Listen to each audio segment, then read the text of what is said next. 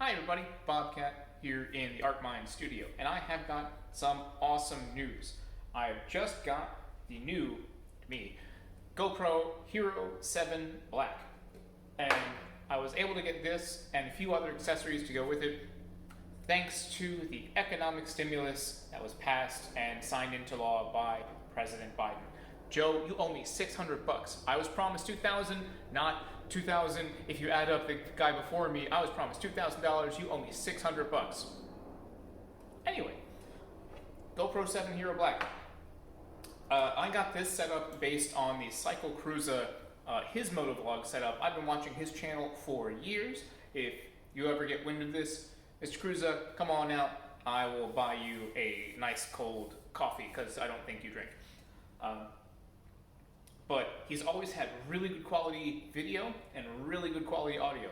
And the tiny camera that I've been using before, which is the Campark Extreme I Plus UHD 4K, did, as good as I can expect a like $70 tiny action camera to do. There was no image stabilization.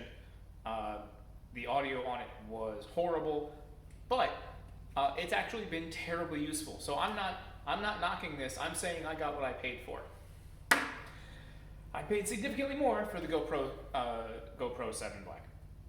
But with it, I got, and again, this is mirroring Cycle Cruiser setup. I got the Purple Panda lavalier microphone kit, and he didn't mention a brand name, but I also got the Ulanzi. They call these frames. I got the Ulanzi frame, which has a cold shoe mount if you want to put in a light or a microphone on a suspension rig. There's a mount that you can do here. I just take this off so I don't lose it. I got this, and if you want to hook up a microphone to the GoPro, you need to get the proprietary GoPro microphone adapter. And unless you want to have this thing just dangling off the side, you've got to have a frame that this mounts into. And it does really securely. This slides in here, like so. This plugs into the GoPro, and then the microphone plugs into here. Super easy setup, but you gotta get these. And because these tiny cameras are notoriously bad on batteries, this is no exception. I spent just a little bit more and got the GoPro branded dual charger and an extra battery. And this has the USB-C, which can plug into any, typical USB power adapter. If you have, I don't have it around, if you have any kind of battery backup, power bank, whatever you want to call them, this charges that pretty good. And there's little indicator lights that indicate charging and then green when it's ready to go. I've done a few test rides with it. I've taken it on the Huntsman helmet where it's sticking off to the side. Yeah, this GoPro rig is even bigger than the other tiny camera rig that I've used. And I am not a fan of helmet side mount. Took it up to 100 miles an hour. 190. And this this giant sail of a frame mounted on the side was a real drag, and it really wants to pull your helmet. So if you're going to mount a monstrosity like this, mount it to the very front of your helmet, or to the very top. The very front is recommended. And I also took some test ride footage with it on my chest harness, and honestly, I kind of like this better. The only drawback is when it's on the helmet, it turns with what you're looking at. When it's on here, you gotta turn your whole ass body, and that's kind of a risk if you're riding a bike. So keep that in mind. And I don't know if I'm going to mount it to the front of my Bandit helmet, because I really like the way the helmet looks just by itself. So that is yet to be seen. What comes in the GoPro package is really not a whole heck of a lot. You get the basic frame and a little mounting foot that locks in really well. I actually like this a whole lot. You get the basic frame, but then it also comes with this little stand that has its own rubber feet on it. So if you want to use this as a webcam or a studio recording camera, you absolutely can. And I have to say, the audio quality on this by itself, if you're in a no wind environment, is pretty good. I'm liking this. But I did get the extra Purple Panda microphone setup, and it comes with the lovingly named Dead Cat or Dead Rat wind guard. It has a little tiny pop filter. Comes with some extra adapters and including extra long extension. Something you do need to know, and I found running this the very first time, because there's no instructions for any of this. Had this all set up, had the microphone plugged into the adapter, and I got no audio, none at all.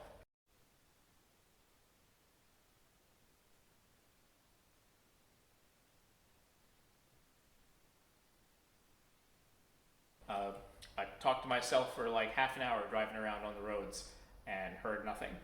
Video quality was great, but no audio.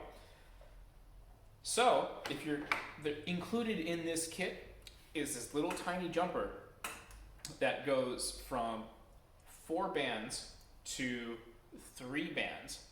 Without getting technical, just think there's 4 bands on this, 3 bands on this. Plug the 4-band adapter into the 3-band, then plug the 3-band into the microphone adapter, and it works great. It works just fine. I ran it in 2 different positions with the microphone plugged in. I had it here with this long cable run down through my jacket and then up under the cheek pad of the helmet. And honestly, I'm pretty okay with that. This is still kind of an awkward setup, so I'm going to experiment with it a bit. But the audio quality was fantastic for what it is. My next set of trials is putting this microphone inside the Dead Cat windsock, putting this inside the Bandit helmet and seeing how that improves. This battle station is fully operational. 70? Good enough. The Bandit helmet is just a little quieter. So, especially, city traffic speeds, suburb speeds, I expect the results to be pretty good.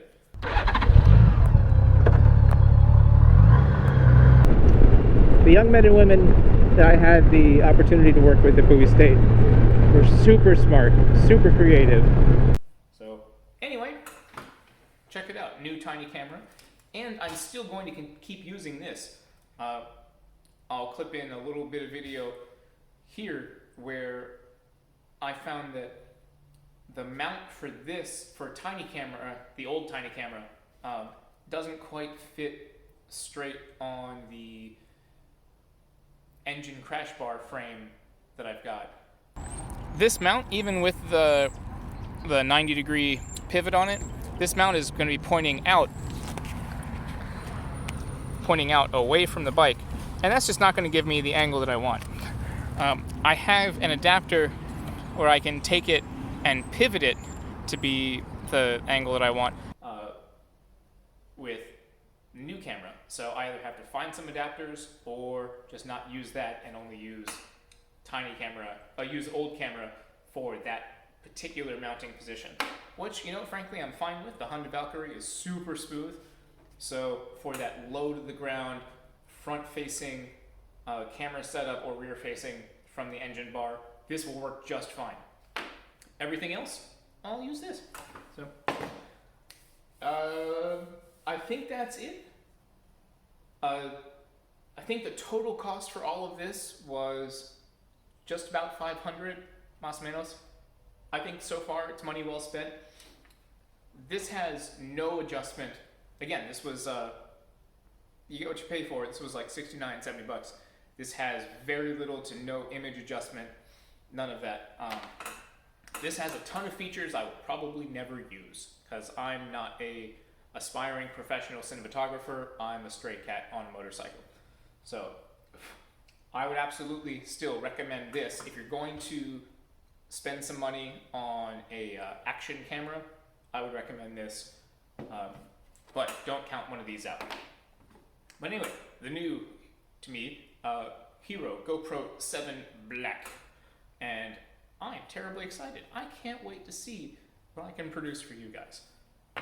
Thanks for hanging out with me. It's Monday night. I'm tired. It's been a long day at work. The day job has implemented some new whole ticketing software, and it's very stressful, and I'm trying to figure it all out, and also fix your air conditioning because it's getting on that time. I hope you are safe and well fed wherever you are. I wish you mucho, mucho, mucho amor, and go spend that simi. America depends on it. Good luck.